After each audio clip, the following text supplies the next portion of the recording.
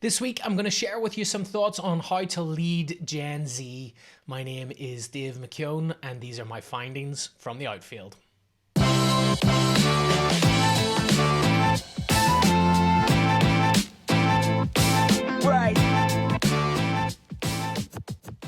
Hey everybody, Dave McKeown here with another episode of Findings from the Outfield, powered by Prezi. As a proud card-carrying millennial, I'll defend my generation anytime somebody uses the tired stereotype of us being lazy, entitled acting, or even soft. In my experience, this group who graduated into the worst economic slump in modern history was told that going to college was the answer and is now laden with debt, and who have the least amount of accumulated wealth than any other generation at this point in their development, has managed to wage a path as best as they could. No thanks to the haters out there. Look, the oldest millennials are now nearly 40 years old. They're already at the highest levels of leadership, and in some instances, they're running entire organizations.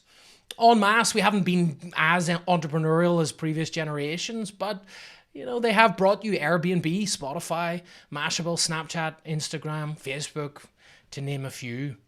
And here's the thing, if the discussion in your organization is still what to do with millennials, then you're either A, way too late to the game, or you're just grouping anybody younger than you into one homogenous blob. So instead of focusing on that group, turn your attention to Gen Z.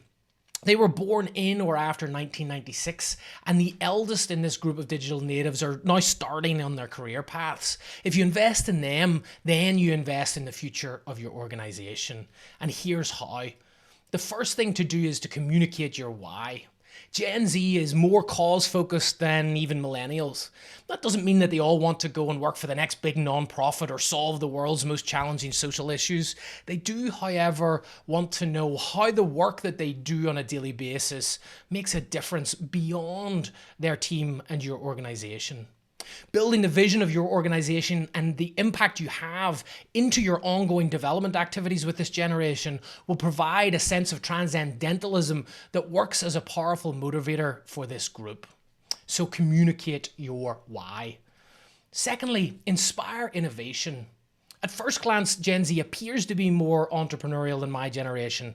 Having been born into a world with markedly lower barriers to entry for starting a business, and with the technology to do so, they don't see power structures or processes as a good reason not to be inventive. So provide them with the room to experiment.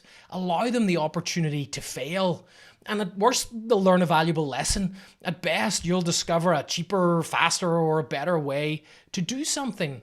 So inspire innovation in them. And third thing to do to lead Gen Z is to encourage self-sufficiency.